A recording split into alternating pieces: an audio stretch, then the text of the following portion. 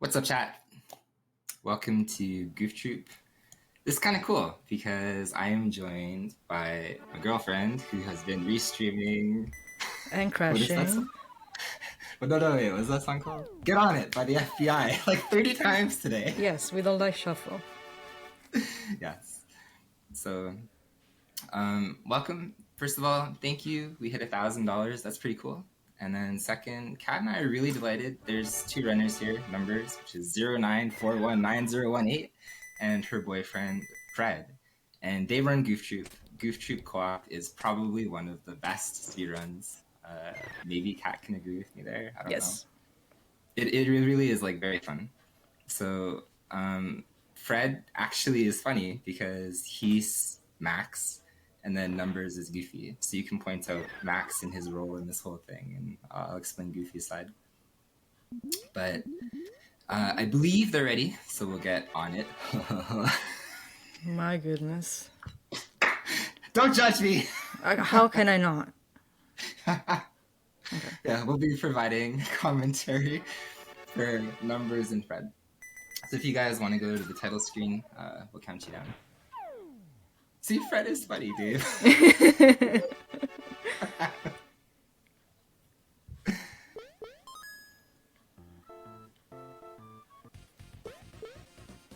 Okay, so I will say on go. So 3, 2, 1, go. All right, so you want to start first? Do you want me to start? I mean, we can say that, first of all, Fred is Max and Numbers is Goofy. So that's... we do the opposite, so I'm usually Max and you're Goofy, so... Yes. That's football roles. But yeah, first stage is a nightmare because you can get stuck in stage 1 hell quite often if you're going for PB attempts. More so because of my friends, the hedgehogs, that we're going to see next up. But overall, it's a quite cool run because both characters kind of depend on each other.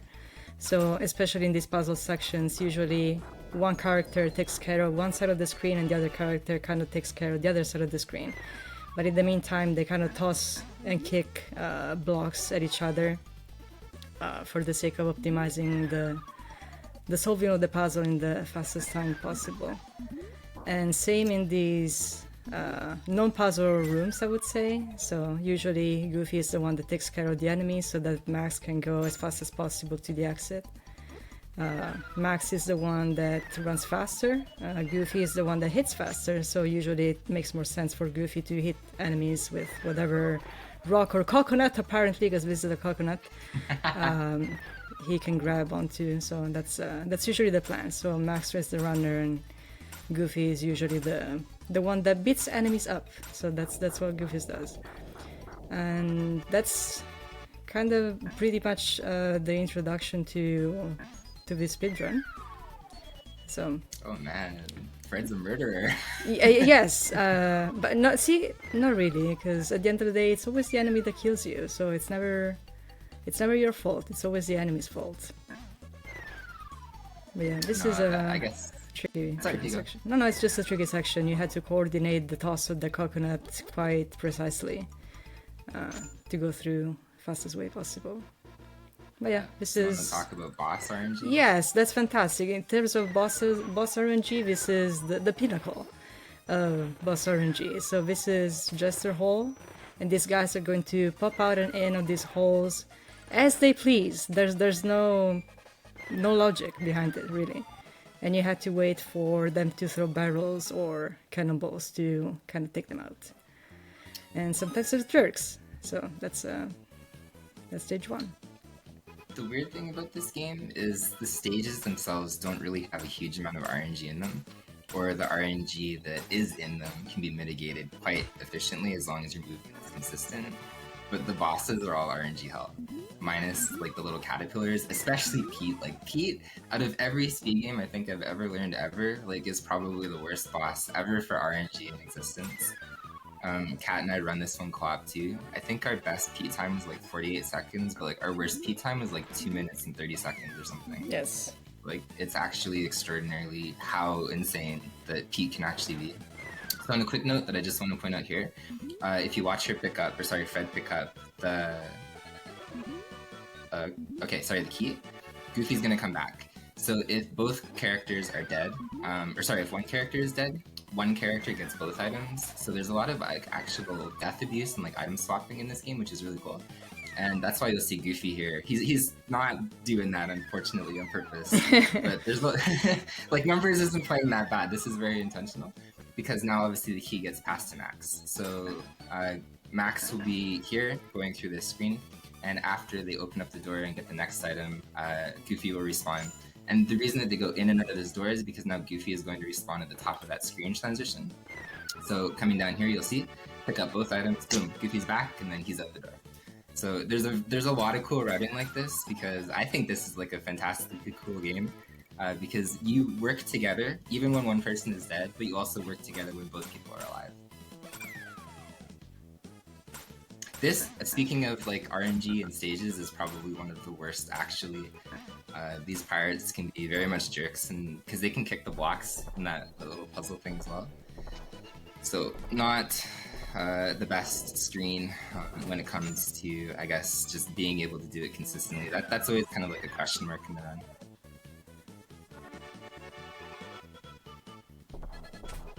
So coming up, we have a boss named Firebug. And he is kind of a weirdo too. He's, in terms of bosses, like not necessarily one of the worst bosses. He has basically like 2 attacks. He'll throw like torches at you, or he'll stand still and he'll like try to breathe fire on top of you. And you really want him to like jump and breathe fire so he's not moving, because in that long like fire breath animation, he just kind of sits there. Like he doesn't move very much. So I guess we'll see what he does here. But in terms of like overall RNG that you have to deal with bosses, like this guy is not horrible. So in optimal Goof Troop, you want Goofy to throw all of the barrels and stuff at obviously bosses. So we'll see if they kind of pass it to... Nope, Fred's just gonna toss all the boxes. That's okay, he's dead. That's all that matters. Or the barrels, sorry. Alright, women, tell me about stage 3. Yeah, stage 3 I think it's where things start to get a little trickier, I guess. The rooms start getting a little bit more complex than they were in stage 1 and 2 for sure. And the chances of dying, and badly so, are also quite a bit higher, I would say. This is the first instance of a kind of a semi-blind room. So you have an item that we skip, of course, in the speedrun, where you grab this candle thingy and your area of light kind of expands and makes stuff a little easier. But of course, in the speedrun, you kind of just forgo it and you're like, nope, I actually remember what to do. So Goofy there was taking an intentional death because you need to take quite good care of your life count here. So Goofy wants to be on a very precise number of lives every room, basically.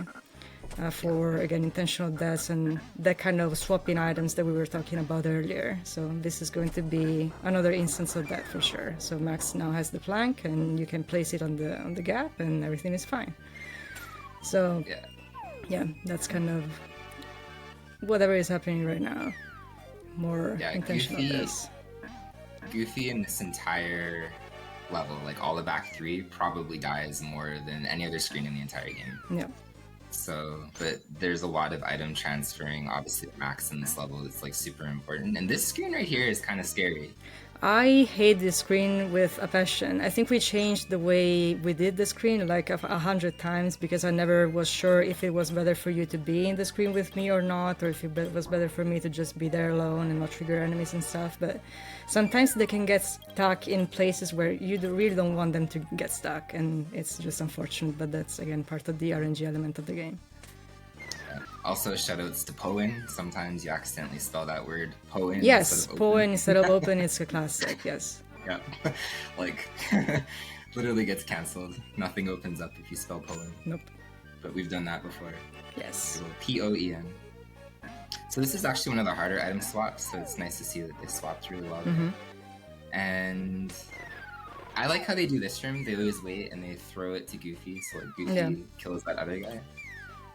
Because there is rare kind of like instances where even though you have a pretty big timer, because you have to wait for like this platform to come over here, sometimes those guys get in your way, and sometimes they're a little bit hard to kill, or sometimes they chase you, which makes it a little bit threatening to move to this platform. Yeah, that's right. So maybe, because there's just a couple of rooms left before the boss, but we could probably talk about the skeletons. So they're pretty rough.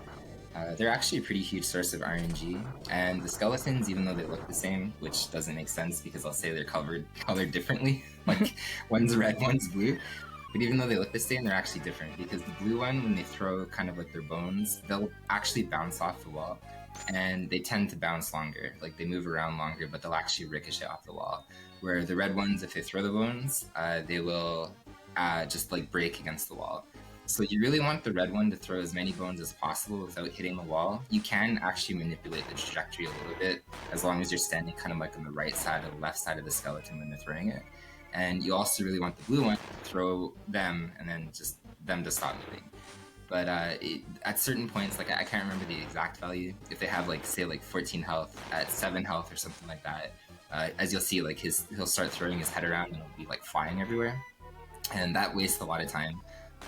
So you really want to like hit them in a very specific way that you're not going to see that animation. And they generally throw their head twice in a row, so it takes up a huge amount of time if you don't have the proper math, I guess, to kill these guys. Yeah. I guess there's a weird way you can kind of time the throws against them and kind of cancel, I guess, the second head throw, so to say. But sometimes you're going to cancel also the throw action, so you're kind of going to miss this like little shuriken things. But yeah, it's quite a weird boss, honestly.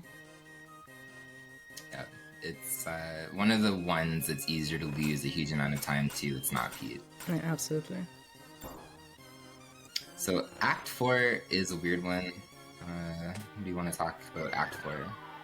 So Act 4 has, I mean, I guess you can kind of see more complex puzzles in Act 4. Not this one. You're just keeping through. This is, I guess, the only 2 instances of an ice room, this one and this other one. For whatever reason, I guess they decided to put ice rooms with ice physics into a cave. So whatever the reason is, I'm not sure.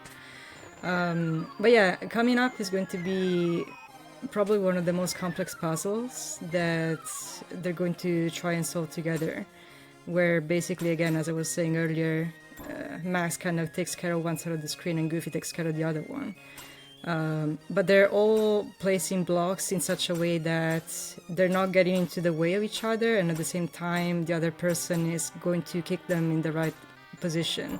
So you kind of want to place them as conveniently as possible for the other person and solve things as quickly as possible as well.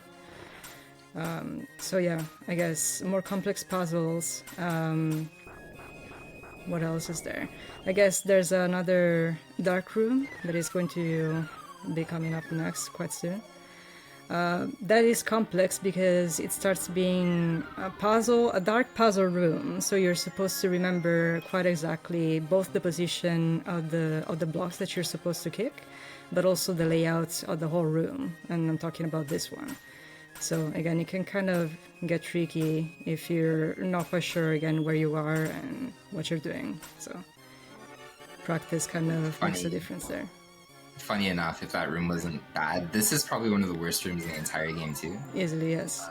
Yeah, so if you're not careful, these guys can just waste a tremendous amount of time. Mm-hmm. Luckily, as a backup at this point, as you just saw, like Max usually has that hook. So yep.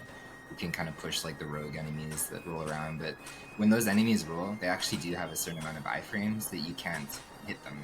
So it's actually possible to like kick the star block just as they're rolling and bouncing and then miss completely. And I'm very sad that they didn't do that frame perfect waterfall skip there. Come on, guys! That So matters there's a so much. Like yeah, everybody save like should go 1 for second. that. Yes, like so worth it. And if you fail it, it's the room all over again. So completely worth it. Yes. Yeah. It This saves like boss 1 is second. yes 1 second and change probably. I'm not even sure. So if anybody out there is a taster and they want to try and tinker with this boss and create a caterpillar skip, I would actually appreciate that because this is the most tedious boss I think in the history of SNES bosses. Sorry, Probably NES too. probably NES as well because it doesn't make any sense. So you just have to wait for the caterpillar to just show their lovely face, and you have to hit them with these rocks falling off of the sky or whatever. So that's it. You just have to wait for them, and then you grab the rock and you wait again, and then you grab the rock and you wait again, and so on and so forth until they're dead, basically. Yeah, this like lasts probably 8 cycles too long, and then on top of that too, how long it takes to kill this boss, even in co-op, is almost equal to how long some of the segments are in solo and in co-op. Like it's like 2.5 or 2 minutes, whatever, just attacking these caterpillars. And if that's not the best thing ever, if you actually miss a cycle, you lose about 12.5 seconds. Yep. So it's not, like it's not impossible to like accidentally miss or like get hit or whatever. But so the other thing to point out here, just for Goofy, is Goofy has 0 amount of lives. This is like probably one of the most important spots for Goofy to have 0 lives. Because going into Act 5, if Goofy actually has more than 0, there's like a colossal time loss because Yes. Goofy needs to immediately die in Act 5 to transfer a hook shot to Max, or a hook, whatever you want to call that thing. But if he has extra health or if he has an extra life, it becomes insanely complicated, and there's like almost like a minute of time loss associated with that. Yep. So you'll see Goofy die in the next screen by a cannon, and then you feel like talking about Act 5 because Max has a pretty important role in this one. Yeah. I guess right off the bat, again, you're kind of taking care of rooms first, but there's again extremely high chance for Max as well to die accidentally. So in the whole run, Max should never really die. There's no real reason why Max should ever. But again, in this stage, I feel like it's quite often that's just the case. So coming up next, there's going to be a room full of pirates and full of cannons that you're supposed to manipulate in such a way that cannons are going to, again, kill all these pirates. And that's the only way that you're going to be able to get out of this room. So in this case, actually, that's a very good solution of this room. So they were quite cooperative, but sometimes you're just doomed to reset the room infinitely because the pirates and the cannons just don't want to cooperate with each other. But I would say that they're going through stage 5 quite fast. That seems to be a very good stage 5. That's a very good start. This is another puzzle room. So again, you're just kicking blocks to each other. You have to be quite coordinated because there's a chance that you're going to kick blocks into each other's feet, and when that happens, the blocks kind of break. And if that happens, you have to reset the room. So that's a pretty big time loss each time. So they're going for, I think, keys at this point. We'll need that key right up there to open rooms coming up next. So we're going to collect those. And coming up, there's a quite peculiar room where Max is supposed to perform some form of glitch, trick, whatever you want to call it. It's quite precise. He's trying to set up in such a way that is on the right pixel, and this is a post buffer that allows you to kind of get the right direction. Yeah, that was very good. That's kind of nerve-wracking in a marathon setting. It is, yes. It's actually pretty bad. The way he does that is very different than the way that I do it because I use the bell as a buffer, and he uses both the pause strat and the bell. So that's a different technique, but whatever works, especially in a marathon setting. Honestly, that's very good. That was very fast. Yeah, and to put that into perspective, I think it's a 1 pixel window, or no, it's I think a 2 pixel window or something, but like a 1 frame window that you have to like turn around like that. So yes, that's why he was buffering. It's something like that, but it's a very minimal window for sure. And yeah, it's extremely precise. If you die in a marathon setting, you actually get sent all the way back to like the beginning of the stage, but they did actually grab a continued diamond right at the very beginning. So they would have started off on the screen that they died at, but still in like a marathon setting, that's a little bit nerve-wracking. It is, yes. See that they got that. All right, Pete. Oh my goodness. The best. Okay. Yes. So they're doing really good. I would They not are, be yes. surprised. This is a very good run. Actually PB pace. The only thing that's a little bit sketchy is it all comes down to Pete. Like, you can be on the best pace of your life. some passive aggressive rage can at least have accident. Alright, so Pete, as I said, huge RNG source. You really want him to do that. You just really want him to throw bombs right off the start. Yes. So he can jump around, he can throw a hook like this, he can also jump on those platforms, and he can also summon 2, I guess, little bodyguards. They can be like fat bodyguard guys, or they can be thin ones. If he does summon these bodyguards, you want them to be bigger ones because they walk slower. Yep. So yeah, Pete is a colossal waste of time. If he just jumps around and decides to shoot like this or try to hook people, then yeah. Throw them bombs, man. There you go. Yes, they worked hard on this run.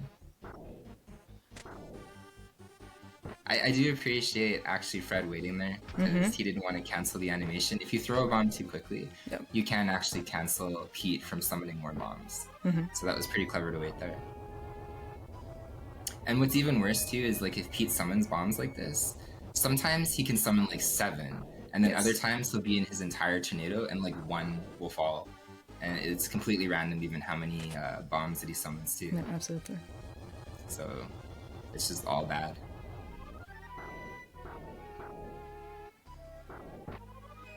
Fred dancing with that bear. Yeah, literally. Holding that bomb until the last available frame. So this can be a good situation because usually when he summons these people, he's more inclined to throw bombs, but apparently he felt more inclined to shoot for whatever reason. So yes, he's done. So 2022. Pretty good. Yeah, that's Very a good. pretty good run. Pete, of course, made it as hard as possible to finish the stage, as he usually does. But of course, this is a marathon and I wasn't expecting anything else. But other than Pete, that was a very, very, very good run. Oh, it was. I don't know if you guys want to say anything, but Fred and Numbers are both really good people. Like, please follow these two. Hello. Hey! Hello. So whose fault was it that you sucked on Pete? Oh my God, I was terrified. I was like, Fred, I have to like get away of the tornado, and then I just ran onto it. Then, and I, Watch me hold this like blinking bomb, dude. amazing. We gotta dance after beating Pete right there with the pirates. Oh man, No, it go. was a Talk. good run. I have to say it was a good run, man. I think it was a good Yeah. run. No, it was consistent. Like, Yeah, there you're wasn't really anywhere. Like, the only error that I really saw technically was like in that 4 pirate room where they were like rolling. He rolled against the wall a little bit. Yeah. That was pretty much it. Only All one the other thing bad wrong. spots went well. No, but what about the immaculate bell skip from Fred? Yeah, First try, dude. yeah, that was good. See, you don't need that continued diamond you picked up. Twice. So. Dude, just in case, man. You know what I was thinking when we beat the stage that you have to throw the barrels with like the moving platforms with the guy on red and the other ones. I was thinking, did you see that, Dave? Did you see that? It was pretty good. Yeah, no, definitely. Please go follow these two. They're very fun, and they run a really good game that needs more people to watch it. This is an incredible game. No, Co-op Goof Troop is it's a good one. It's a really good co-op game. And it looks really impressive. I think the speedrun is one of those speedruns I've ever seen. Like, it is really impressive to watch. It's just fun. Like, it's like everybody is weighted almost equally. Like, there's very few screens that Goofy can't help Max or Max can't help Goofy. Like, it's like almost 4 screens at the beginning of the game that like Goofy is worthless and then he's doing something for Max. but then Max can't do everything because he can't. Like Goofy has to do the stuff in the background for Max, and it's like this really awesome coordination. Maybe Chip and Dale next. No. Who knows? Yeah, no, don't. Well, no, Chip and Dale was okay. It was okay. But Goof Troop, I'd be curious if you did learn it. But Goof Troop, I think anyway, we thought was better.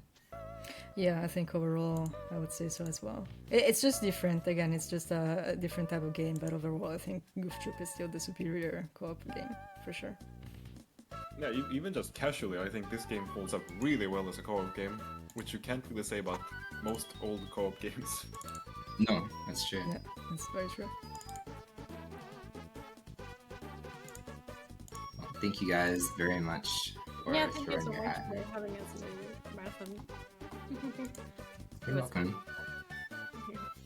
That was a good showing, minus Pete, because nobody can control Pete. Dude, I'm feeling sweaty right now, man. Pick up the blinking bomb next time, okay? We picked a continue for a reason, you know? Oh my god. Why does the last fight have to hold on me, man? I get really nervous with these things, man. Yeah, it really is all on Goofy, actually. I think optimal Goof Troop, like, Max is supposed to throw only 2 bombs there, and then that's it. Or something like that. Yeah, I guess we'll switch off to Star Wars, and then I am going to be restreaming, right? Yeah, you can take over basically right now. So that my Okay. OBS doesn't crash for a third time, hopefully. Okay, so while I have everybody here, I guess you can just refresh the stream afterwards. I will switch over and get Star Wars set up, which is run. For the run, yes. Honestly, if you've never seen the NES run, like it's worth the watch because it's not what you would expect at all if you imagine NES. Okay, maybe it is actually. But if you imagine NES Star Wars game, like just stick around. It's gonna be interesting. So. Yeah, thank you guys again, and I guess I'll switch here and then start restreaming pretty quickly here. Yep. So.